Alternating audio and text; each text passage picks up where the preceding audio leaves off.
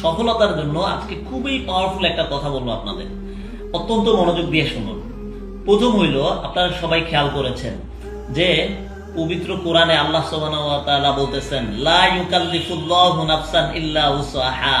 নিশ্চয়ই আল্লাহ মানুষের সাধ্যের অতিরিক্ত কোনো কাজ বা কষ্ট দেন না। এটা এক। দুই নম্বর হইল, আমরা অনেকেই বলি যে আমি কেন অনেক টাকা পয়সার মালিক হই না, অনেক বড় কর্ম করি না, এই কারণেই আমি টাকা পয়সার মালিক হই না অনেক বড়। আল্লাহ তাআলা যে যার যোগ্য না তাকে সেটা দেয় না, এটা কোরআনের আয়াত অনুযায়ী বোঝা যায়। দ্বিতীয় হইল, ধরেন আপনাকে এখন একটা ইন্ডাস্ট্রির মালিক আল্লাহ তাআলা বানাই দিল। সো ওই ইন্ডাস্ট্রির ভার বহন করার যোগ্যতা আপনার আছে কিনা, ওই ইন্ডাস্ট্রির কর্মচারীদের বেতন দেয়া, তাদের মেনটেন করা, তাদের ফুল ইকোসিস্টেম মেনটেন করার ক্ষমতা আপনার আছে?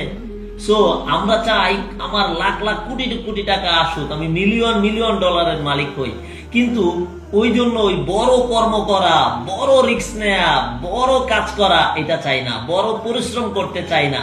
সো আপনি যদি বড় হতে চান এবং বড় মিলিয়নিয়ার হতে চান, তাহলে বড় ড্রাইভ দেন, বড় স্কিল শিখেন এবং নিজেকে যোগ্য করে গড়ে তোলেন।